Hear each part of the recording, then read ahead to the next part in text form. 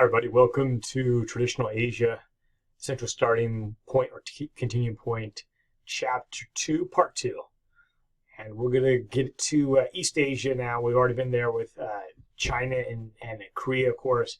Now we're going to move to Japan, and then we're going to move to Southeast Asia and South Asia. So we'll jump in right with Japan. And as I mentioned in the previous video, this is just the barest overview of these great cultures.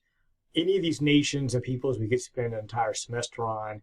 So you guys all realize this is just a quick, almost like glance through, I wouldn't say Wikipedia, but maybe in a sense of just getting a quick overview. To understand any of these peoples, you'd need to have a much more detail. This is just simply a brief buffet to sit down at, but to give you a sense of the history, because you can't understand the Asian American experience without some working knowledge of the culture and nation of origin. So, all right, let's jump right in. So, Japan. So Japan, and let me show you a map right here. I'll come right back. Oh, did I not put a map in? Well, okay, that's fine. You know what? Okay, there's our maps. Okay, so I have to read pause there. So Japan, you see just off the coast of East Asia. It has 3 great islands, although actually it's quite a few more islands. But the great ones in the north, you have Hokkaido. And because Japan stretches geographically so far from north to south, the geography and climate of Japan varies dramatically from the far northern Hokkaido, which, by the way, has long, very cold, brutal winters, all the way to the south in Kyushu. Southern Kyushu is frankly tropical. So it's a very wide range of geography in Japan. That's Hokkaido in the north. The main island is Honshu, where the majority of the Japanese population lives, and that includes the Tokyo Plain, which you guys see right here. And then in the south, as I mentioned already, you have Kyushu, and much of Kyushu is semi-tropical, all the way down to tropical. And if you include the island south of Japan, Okinawa and so forth, farther south, they're outright tropical islands. So there's a great deal of geographic diversity within the Japanese homeland. There we go.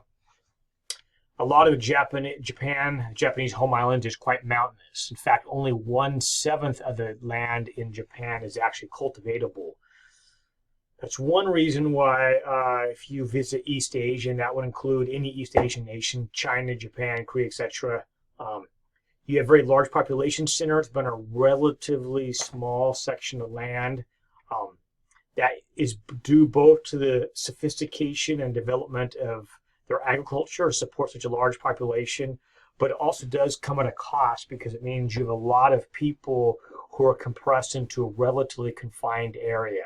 It's not because that's the way they choose to do it, but just that's the way geography is dictated. So in Japan, again, since you can only 1/7 of the land is actually cultivatable, that's for farming. That means even a smaller portion of that is actually available for settling. So Japanese cities are going to be quite dense, quite compact, because you just have to. Because a lot of the land is mountainous, and so you don't have much of an option there. And that's what I mean like high population density. Japan also has no land contact with the rest of Asia. So that has several important aspects, things you guys want to know. And you guys write this down. As a clearly separate cultural identity and cultural homogeneity. So that means that Japan obviously being physically disconnected from Asia, although it will be profoundly influenced by Asia, of course, but it's not physically connected to Asia. So it means Japanese have always had ability to be, on the one hand, a part of Asia, but also proudly separate, maybe in some ways like England. England, of course, is a part of Europe, but they're also kind of have one foot in a sense of very proud of their own separate identity, and the English Channel separating them physically from Europe. And Japan actually has a bigger separation, Japan, from the rest of Asia, but it's allowed Japan to carve out an even more probably specific separate cultural identity from Asia, although, again, heavily influenced by Asian culture, above all Chinese culture and Korean culture as well. That sea distance has provided Japan with some protection from military invasions from Asia. We'll get to that a little bit later. The Japanese also have been quite, because they are an island nation, although a very large island nation, obviously, but it does have a certain level of cultural insularity, focusing on what is the Japanese thing, because, of course, they are in Japan and they have that separation. There are many Japanese origin myths, as there are in all cultures, but for the purpose of this class, we're not going to get into that. I mentioned the influence of Chinese and Korean culture on Japan as well, too, being a part of the larger Asian world. And for the sake of our class, we're not going to go through these earlier time periods in any detail. I just simply say Japan being I call it a mid-sized nation, but actually quite large population, frankly. That Japan begins to develop a quite sophisticated culture, too, again, heavily influenced by a parent culture of China, which, as you guys know, is a great cultural source for much of East Asia. Some also from Korea, working its way into Japan through trade and through travel. And the Japanese, of course, developing their own indigenous cultural traits as well, too. There we see Japan influenced by Chinese culture. Again, that means thought systems, religions, philosophy, Confucianism, Buddhism. That means architecture. That means clothing, fashion, military science, philosophy, of course, the arts, etc. But as I mentioned with Korea too, of course, Japan is also quick to take that general great Chinese cultural heritage and tradition and to tweak it, modify it for Japanese taste, Japanese culture, the Japanese climate, all of that. The Japanese, of course, are very proud of their distinctive Japanese culture, although, of course, again, is influenced by China and to a lesser degree by Korea. For example, that's the Great Hall of Buddha, which is one of the great Japanese natural treasures. Again, in some ways modeled after a general style, a Chinese Buddhist temple, but with a distinctive Japanese flair to it as well. Okay. That's why I just mentioned Japan taking ideas from China and to a lesser extent Korea. The Chinese emperor, in theory, runs the Japanese home islands, but in reality, it's a bit more complicated, depending on what time period Japanese history we're talking about. You have the shogun, who's also be running parts of Japan, or Japan during the later era as well, too. Although we'll get to that a bit later. So, the Japanese developed their own alphabet. They would also use written Chinese, as would Korea as well, and much of East Asia. So they use written Chinese, but they also developed their own indigenous Japanese alphabet. The Koreans will do that as well, too, and we'll get to that a little bit later. Although Japan is influenced by East Asian culture, of course, Japan is a great cultural source on its own. And a classic example of that would be Lady Murasaki's masterpiece, The Tale of Genji, which is arguably one of the world's first great novels, in which Lady Murasaki is describing life in this kind of the floating gardens, in a sense, not only floating, but the gilded palaces of Japan this time period, an extraordinary developed cultural court etiquette, society, love, passion, power plays, gender relations, romance, the arts, all that packed into her masterpiece of world literature, The Lady of Genji. There's some modern depictions of Lady Murasaki in this case, and a continuing influence on the arts in Japan and Japanese cultural awareness. As you guys know, Japanese also have very strong connection to the military arts, particularly through the samurai, as you guys are well aware of. I won't linger here too long, but of course the samurai will play an outsized role in the Japanese national imagination as these professional class of warriors who, like a European medieval knight, have tremendous loyalty to the lord they serve. They have an extraordinary level of military training, military excellence, and a very strict code of conduct and loyalty and professionalism. That would be Bushido, the way of the warrior, which emphasizes courage, acceptance of pain, above all, loyalty to your lord and master. Now, the Mongols, as I mentioned very briefly in the context of Korea, and of course I didn't mention China, but in the context of China too, the Mongols will devastate much of East Asia, and they'll come calling on the Japanese peninsula as well. Now, famously and importantly, there'll be two separate Japanese-Mongol invasion fleets that will arrive off the coast of Japan. Both of them will lead to very hard, violent fighting as the Mongols attempt to add Japan to the Mongolian Empire, which they're constructing. But both times, due to the Japanese fierce resistance and two very timely typhoons, both Mongolian invasions will be defeated. And so the Japanese look back on both these two, both heroic defenses of Japan, but also this natural disasters which engulf these two Mongolian invasion fleets as a measure of a divine protection of Japanese culture, Japanese nationhood. All right, moving on to India. By the way, was that brief on Japan? Yes, it was. We could spend again a whole semester on Japanese history, but again, this is just a brief introduction into East Asia, Southeast Asia, and South Asia to give you a little bit of context for what's going to come next. That takes us on to South Asia, and that would be, of course, the Indian subcontinent. The Indian subcontinent, like China, is a source of very early, highly sophisticated human civilization, and what I want you guys to know is called Harappa Civilization, so take a minute, write that down. This goes back even farther than the Shang dynasty in China, which is our first dynasty in China we have aware of, which extends back to the year 1500. The Harappan goes back a whole 1,000 years earlier, anywhere from 2500 to 2000 BC. And what we know about the civilization was highly sophisticated. A large planned urban centers with cities on a grid pattern, even had a complex drainage and a sewer system, which in that time period in the development of civilization on the world is just remarkable. They had a written language as well too. Sadly, you would not have been able to decipher it currently. So we know they were literate. We don't know their language even to this day, not been able to decipher it. But the point of that is it shows us that India is one of the world's earliest sophisticated civilizations, and that's going to lead to a long, distinguished heritage of India being a great generative cultural source for much of South Asia and Southeast Asia.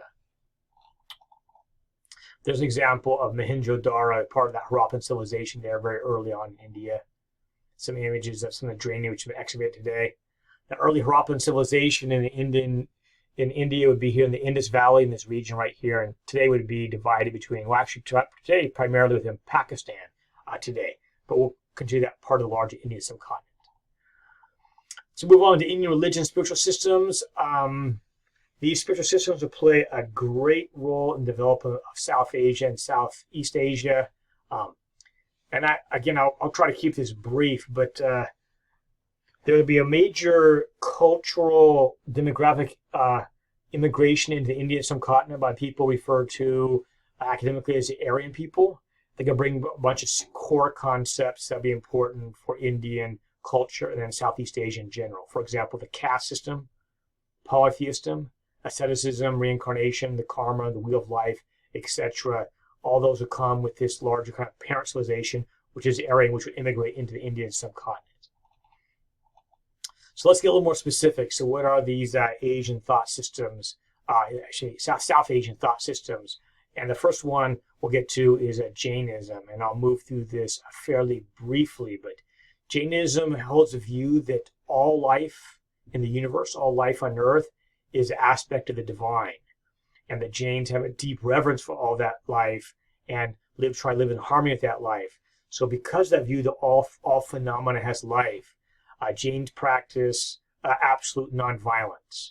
They're vegetarians by definition. They don't kill any life form to eat it. And instead, their goal is to live in unity. That means nonviolence, ultimately to move into the next status of life, ultimately into nirvana-like condition. Practically, it means they have a very ascetic way of living, which is very spiritually based denial of a lot of the pleasures connected to the body.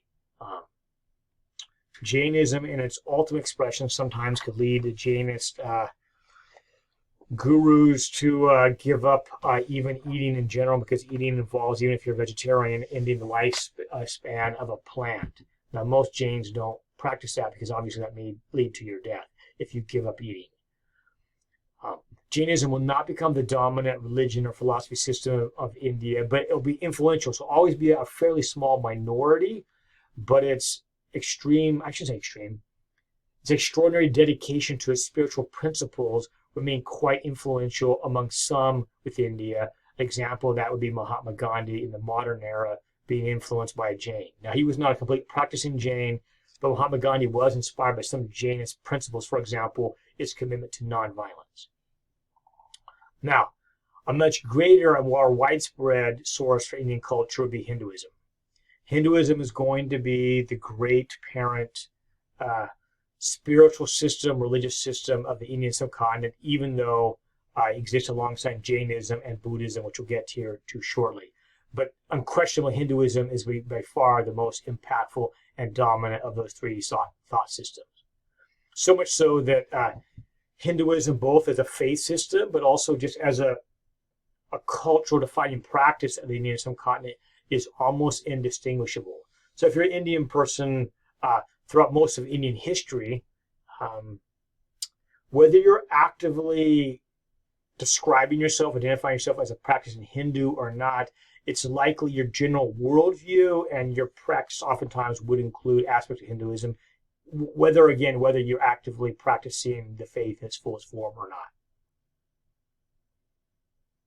not. Okay, so let's talk about that here briefly. So, what do you mean by that? Well, Hinduism is a combination of both religious and general cultural practices, as I just mentioned. Hinduism does not have a specific founder or a single sacred text or creed per se, but when I say a creed, I mean like a very specific, like you have to do this. But certainly Hinduism does have core foundation principles, which we'll get to here right now. Essentially, Hinduism is a spiritual conception of what human life means, our journey through this human life, and what the afterlife looks like. So in general, the Hindu individual sees themselves as part of a larger cosmic whole, and their goal is eventually to leave the cycle of life here on earth and eventually enter into a state of our nirvana or ultimate peace with the larger celestial universe. So our human life here is a part of that process, of which the end goal ultimately is to enter that nirvana state with the larger universe.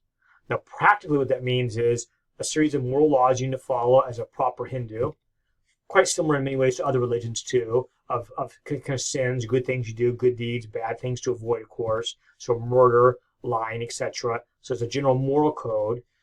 And additionally, Hinduism is identified or characterized by a very strong perception that you morally have to perform your duties within your caste. I suppose a little bit similar to Confucianism in a sense of a lot of your morality specifically tied to your place within the social hierarchy.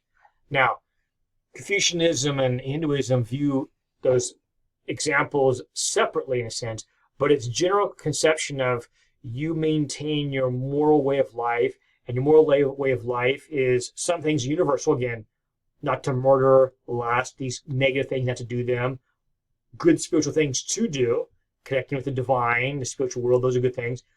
But additionally, Hinduism also has within your specific caste to perform your moral duty properly within that caste. So you have the general moral provisions that apply to all Hindus, and then specifically within your caste to perform moral duties within that.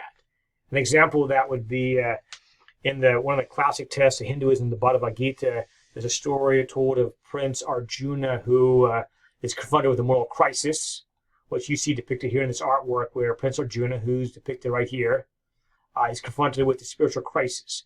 The crisis essentially is his father, the king, has unjustifiably been the target of a major rebellion against him. And the king sends Prince Arjuna out as command of the king's loyal royal armies to defeat this army that's coming to unjustifiably attack the king and take away his position, probably kill him as well too. So Prince Arjuna is sent out to morally protect the king. Now, he's a prince. His job is to serve his father, and as a prince to lead the royal army out to protect the king. So he arrives on the battlefield, as you see depicted in this artwork. And at that moment, he's suddenly confronted with the crisis. The crisis is, as he stares across this open battlefield, he sees in the opposing army many of people he knows, people from his own country. This is not a foreign army. This is internal army rebellion. And he sees family, friends, close buddies of him, teachers, mentors, many people who he cares deeply about and he respects and even loves, who are part of the army of rebellion. And then Prince Arjuna is stunned and does not know what to do because he knows his duty as a son of the king, as a prince, is to protect the kingdom and destroy this internal army of rebellion. But naturally, like you or I, he doesn't know what to do because many people in the army of rebellion, people he deeply cares about. And for him to kill them means the end of their life. And so he doesn't know what to do. What do I do with this quandary? So in that moment of indecision arrives Krishna, who is depicted right here. And Krishna arrives with the solution to this problem, this huge dilemma that's facing Prince Arjuna. And Krishna's solution is really a wonderful example of Hindu thought. So Krishna tells Prince Arjuna, do your duty, follow your dharma, your moral law within your caste, within your position in life. In this case, Prince Arjuna is the prince, means he needs to defeat the army of rebellion and protect his father's kingdom. That's the moral, correct thing to do. Now, obviously, Prince Arjuna, as you guys know, is very split and torn because that means killing many people who he loves and even respects. And that means ending their life. And he doesn't want to do that naturally. Now, Krishna tells him, don't worry about that. Do your duty. Destroy this army of rebellion. Now, yes, it does require you to painfully kill. Painful, I mean painful for Arjuna to do this, but it does imagine some loss because you will command the killing of this army of rebellion and you will lose these friends and teachers and mentors and relatives you care about, and they are going to die today. But keep in mind that you have not ended them. That in Hinduism, the wheel of life continues to turn. So they made a bad choice. They morally should not have chosen to revolt, and they're going to die for their sin or their error, but they're not gone. Their soul will be reincarnated and they'll come back in the next life. In the next life, they can realize their error, they can rectify their mistakes. In their lower caste, they can live a moral life, and they can again resume their march up through the various incarnations of life, ultimately to nirvana. So, yes, they're on a setback, but it's only temporary. So destroy this army. Do your moral duty, even though it's difficult, but it's your dharma, it's your requirement because the caste you're in. But you've not ended them. The life continues. The wheel of life continues. It's fine.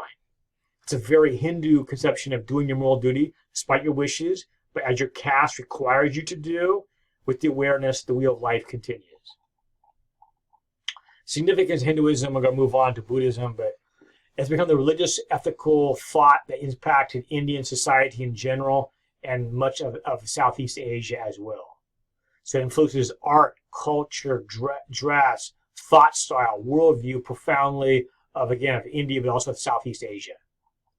Now, Hinduism is a bit unique in that it has not had great appeal beyond South Asia and Southeast Asia, which it obviously has, but in part because the caste system has in some ways limited its appeal to cultures that are far beyond that outlook. Okay.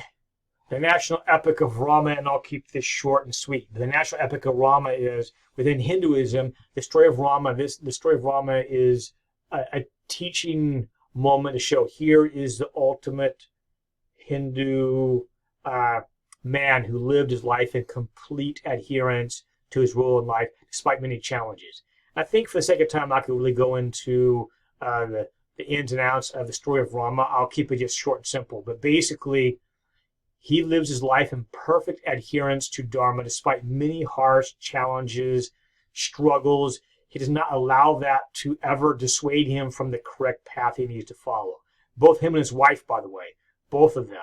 So in Southeast Asia to this day, and both in South Asia, they often see the image of Rama, and here's some examples of that. That's Rama there in blue, and that's Sita, his wife. Both, for the male, for the female, both of them are considered like the ultimate paragon example of a devout Buddhist and how you should live. Despite many temptations and challenges, you fulfill your moral duty to your caste, and that has created him, made him into a spiritual hero. I suppose, again, in our Western context, if you're a Christian, of course, Jesus is your model. If you're a Buddhist, the Buddha will be your model. If you're a Muslim, Muhammad is your model. So for a Hindu, Rama is going to be your number one kind of human model of how a Hindu person lives here on Earth. All right, let's move on to Buddhism, another great thought source that comes out of India. Now, the irony is Buddhism is not going to play really a major role in India itself. Hinduism will. Although Buddhism is born in India, its origins India, but it will play a great role in East Asia, China, Japan, Korea, Taiwan, etc. So we believe that Buddha perhaps was a real person, probably lived around 500 BC, although we're not sure exactly, but that's just a general view. Now I'm going to give you kind of the short version of his life, but essentially, according to Buddhist belief, the young Buddha lived an incredibly sheltered young life. He lives in a palace. He encounters almost none of the suffering which is common to human life. But as a young man following his marriage, he grows increasingly interested in the outside world. He's been sequestered in this magnificent, luxurious, safe palace his whole life. He's curious about the outside world. And so he decides to go out and venture in the outside world. And as soon as he does, he is confronted with the reality of life, death, loss, suffering, things in the palace he's been sheltered from his whole life. He's stunned by this. He's deeply bothered by this. He feels, I'm not spiritually prepared to deal with this reality. How do I deal with this?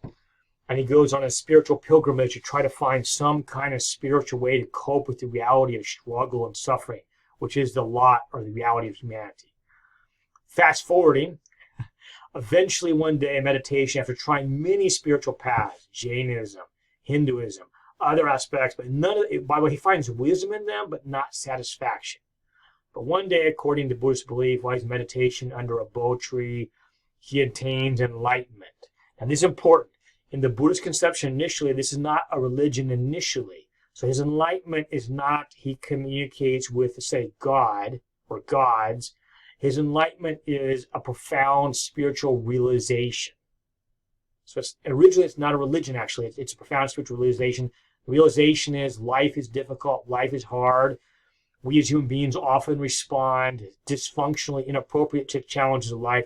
That brings more suffering. So basically our response to difficulty of life makes the suffering even worse because we, for example, a person in their struggle and anger, maybe they turn to violence or alcohol or sex or pleasure or power, but that ultimately does not satisfy them. In fact, it brings more suffering. So the Buddha's realization is what is a better way? What is a superior way? And that is what he discovers. And essentially, that is a type of spiritual awakening without a deity. So what is that? And so here we pick up. So take a minute, write this stuff down. So what is that? That's the Four Noble Truths of Buddhism. By the way, don't worry, we're not getting too deep into this, but just you have a little working knowledge what that means. So the first realization he has is pain and suffering is universal for humanity. You're old enough now to realize there's some reality to that. You know, we all go through loss and difficulty and struggle. So that's just reality according to the Buddha.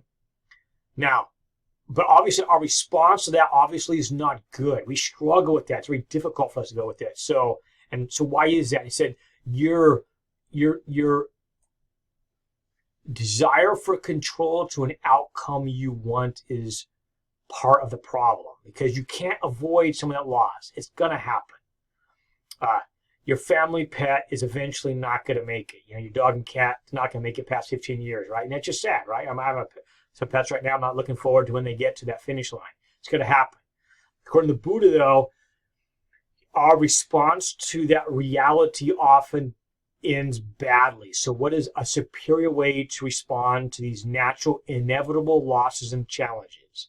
And that is, again, not having the outcome we want, the path of comfort and safety we want. The reality is that's often not possible. But it's hard, you know, because, well, of course we want the people we love and things we love to be around us. So how can we avoid that? That is, you can triumph over these attachments, these things that you think you have to have. The Buddhist enlightenment can help you overcome your absolute dedication to have things the way you want them to be. And how you do that, and that is the Buddhist plan of spiritual discipline. It's called the Eightfold Path. We're not getting into that, by the way. But that's Buddhist practice, meditation, prayer, etc. And that from that spiritual basis, you can then respond with serenity to the challenges of life around you. Okay, we're not getting into all these things right here. That's just too much. But Buddhism also, like most moral systems, has a series of things you should not do, things you should, wrongs or sins you should avoid. Ultimately, a Buddhist hopes to escape the cycle of life and death into nirvana. In some ways, a sense of heaven in a way, similar to Hinduism, where maybe it's not an individual heaven for you individually, but you join a kind of collective consciousness of bliss, happiness, contentment, and peace. There's much more to Buddhism, of course, but we're going for the short version. So Buddhism does have the universal appeal. Ironically, in Buddhism, there is no caste. So unlike Hinduism, which is, you guys know, is built in many ways very strong on the caste, that's not the case in the case of Buddhism where there's no caste. Now, Buddhism over time does become a religion. That's important for you guys. So originally it was not. Over time it develops into religion. So for most of Buddhist practice, it is a functioning religion. For example, going to a Buddhist temple, praying for a Buddha to help you as a supernatural being or God. So if you're sick or ill or there's warfare, to see Buddhism as a religion, to pray for protection, blessing, etc. And that's what Buddhism is practiced today, primarily as religion, as in most of East Asian history, it'd be seen as a divine spiritual system or religion. Now, the areas that's going to influence you guys see there is going to be China, Korea, Japan, into Mongolia some, and also in Southeast Asia as well. All right, a few more things about India before we leave India and move on to Southeast Asia. India, for most of its history, India is not united under one Indian empire. India is a region, but typically not a united kingdom. India oftentimes is a region that was controlled by competing, warring kingdoms who control just portions of the Indian subcontinent. But there is a big exception I want you guys to know, and that's the Myron Empire, which during its heyday, see about 200, 265 BC, controlled nearly all of the Indian subcontinent. That takes us to man I want you guys to know, and that is one of the greatest of all the Indian rulers. His name is Asoka, or Asoka the Great. Perhaps India's greatest ruler, although that's subjective. But a very short version of his life, and you can see his lifetime from around 269 to 232 BC when he would have reigned. His early life, he was a great conquering general, but also a very cruel general. But following one of his great battles of conquest, looking out over this sea of corpses and blood, he has a spiritual epiphany and becomes a devout Buddhist, which is a little bit unusual because in Indian history, most Indian history is dominated by Hinduism. But Asoka becomes a devout Buddhist and renounces the violence he's been involved in and decides to rule as a very devout, moral Buddhist, and according to Indian traditional history, would do so. So India, during this time period, once he has that conversion, becomes a great empire of peace, prosperity, focused on spiritual values. Scholars consider Asoka perhaps the greatest of all Indian princes for his wisdom of his rule, his kindness, benevolence, and also for the peace and prosperity of India, with nearly all of India being under his peaceful, wise rule. So significance of his life, again, a paragon of a wise, benevolent, compassionate ruler who cares about his subjects, and also the time of peace and prosperity India, some continent, has under his rule. He remains to this day a vibrant rallying symbol of India, of the best what Indian society can be when it's unified. There's a relatively contemporary movie on Asoka, which you guys might even find on YouTube if you're curious for extra credit. The symbol of his reign is that Buddhist symbol right here, the Wheel of Life. Ultimately, that symbol of his reign and the peace and prosperity unified India's reign to be even incorporated into modern Indian flag of India today. You can see that Asoka era Buddhist ring right there in the center of the Indian flag, even though India today is primarily Hindu, as you guys know, but it's recalling that spiritual time of unity and peace and prosperity that India had under King Asoka, or Asoka the Great. All right, let's move on briefly to Southeast Asia and the great societies there too. And this is, again, just a brief introduction. We'll go into greater detail later in the semester, but just a brief introduction. Southeast Asia also be home of great, dynamic, powerful, sophisticated civilizations as well. You're looking at a Buddhist temple today in Indonesia there on the top, and this one is going to be Angkor Wat, one of the greatest temples of human history, which today, of course, is in Cambodia. So Southeast Asia, just geographically, what does that comprise? Now, South Asia would be India, Bangladesh, and Pakistan, and perhaps Afghanistan. Afghanistan kind of the margins there. But Southeast Asia today would be what would be Burma historically, or Myanmar, Thailand, Cambodia, Laos, Vietnam, Indonesia, Malaysia, the Philippines, New Guinea, etc. This entire region here we'll refer to as Southeast Asia. There's another look again. But today would be Southeast Asia. Okay.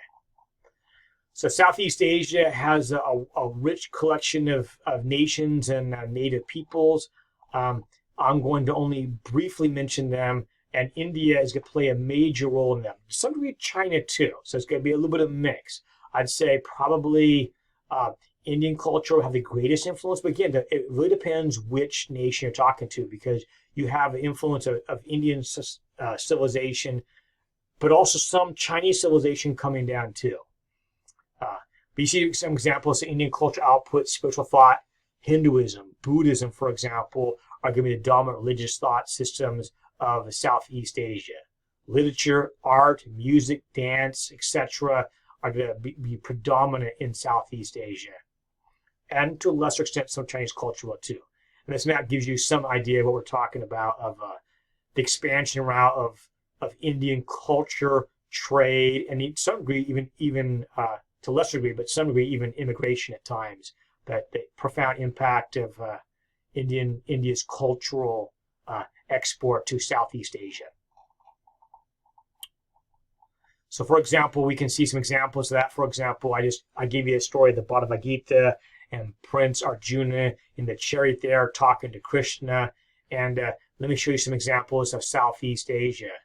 So today, if you're in, this is in Indonesia, one of the great cities in Indonesia, and you can see this very large public sculpture display. And that is Prince Arjuna right here in the chariot, having just talked to Krishna, and Krishna telling him, do your duty as a Hindu, do your moral duty, crush this army of occupation. And you see that cultural infusion here in a contemporary downtown city square in Indonesia today. So a couple brief examples. The Kingdom of Funan, that would be in early Southeast Asian civilization. I won't spend long there. I just want you to know, again, this is quite early, from 608 to 627. That would be AD. There we go. Fix that brief quickly. There we go. And you don't need to know a lot of specifics. I just want you to know, again, early on, you can see the dates there, developing a sophisticated civilization heavily influenced by Indian culture.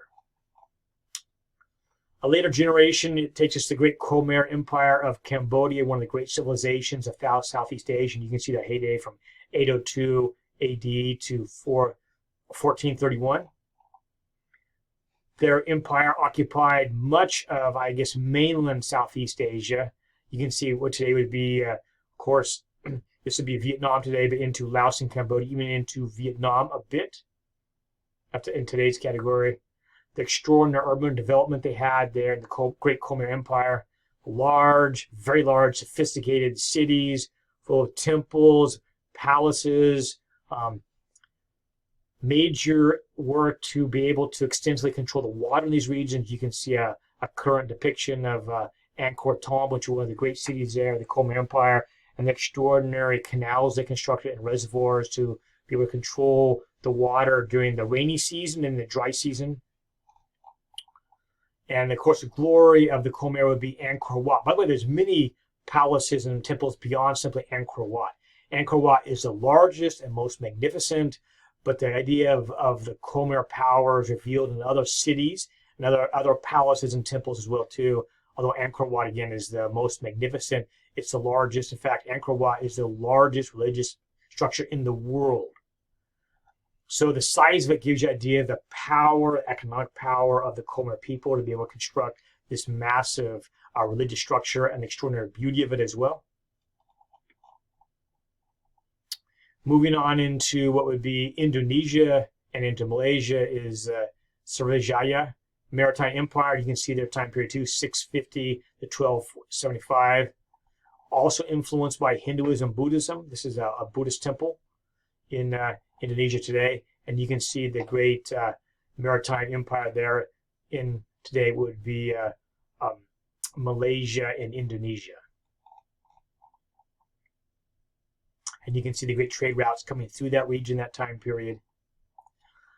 There are many other Southeast Asian peoples and nations as well too, but we don't have time to get to all of them. But each of them, again, you could spend a semester on all of them, the complexity, the richness, and we'll touch on some of that, more of that as we get farther into the semester. And finally, the Pacific Islands, its own cultural background, and that Pacific Islands that here we're talking about Polynesia. So Micronesia, Polynesia, Melanesia, and their own history. And again, that's part of the Asian American experience as well. I'm not going to go farther into that story, but that also is a deep topic as well too. And it's going to play a major role later on in the Asian American and island community here in the United States too. And we'll touch on that again in later episodes. But you can see that migration out of the Polynesians, the great seafarers out into the various islands that make up the Polynesian world.